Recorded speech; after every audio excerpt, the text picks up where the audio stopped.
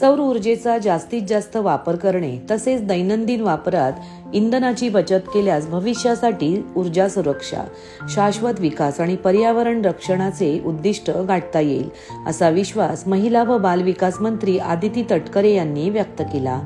Petroleum आणि नैसर्गिक वायू मंत्रालय आणि राज्य शासनाच्या सहकार्याने हरित ऊर्जेचा वापर करून पर्यावरणाचे संरक्षण करण्यासाठी जनजागृतीपर उपक्रम राबविण्यात येतात.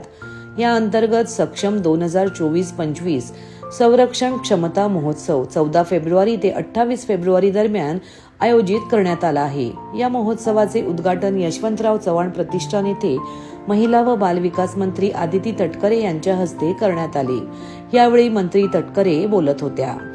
कार्यक्रमास भारत पेट्रोलियमचे कॉर्पोरेशनचे business head Rahul Tandon, Hindustan petroleum कॉर्पोरेशनचे मुख्य व्यवस्थापकीय संचालक देबाशिष बसक, श्री उमेश कुलकर्णी, राज्यस्तरीय समन्वयक तेल उद्योग महाराष्ट्र, इंडियन ऑइलचे व्यवस्थापकीय संचालक अभिजित गीते, GAIL इंडिया लिमिटेडचे उपसंचालक मोहम्मद शफी अवान, वरिष्ठ व्यवस्थापक दीपक वाघ, रितेश जाधव यांच्यासह अधिकारी आणि विद्यार्थी या कार्यक्रमास उपस्थित होते. यावेळी रंगमंच समूहाच्या पथनाट्याद्वारे मुलांना इंधन बचतीचा संदेश देण्यात आला.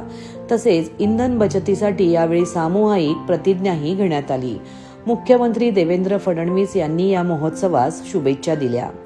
महिला व बाल विकास मंत्री आदिती तटकरे म्हणाल्या की भारत सरकारने 2025 पर्यंत इंधनात 20% इथेनॉल मिश्रण अनिवार्य करण्याचे लक्ष्य ठेवले आहे. जीवाश्म इंधनाचा वापर कमी करण्यास यामुळे सहाय्य होणार आहे. नवीकरणीय ऊर्जा सुरक्षितता वाढवणे आणि प्रदूषणमुक्त वातावरण तयार करणे हे आपले उद्दिष्ट असले पाहिजे.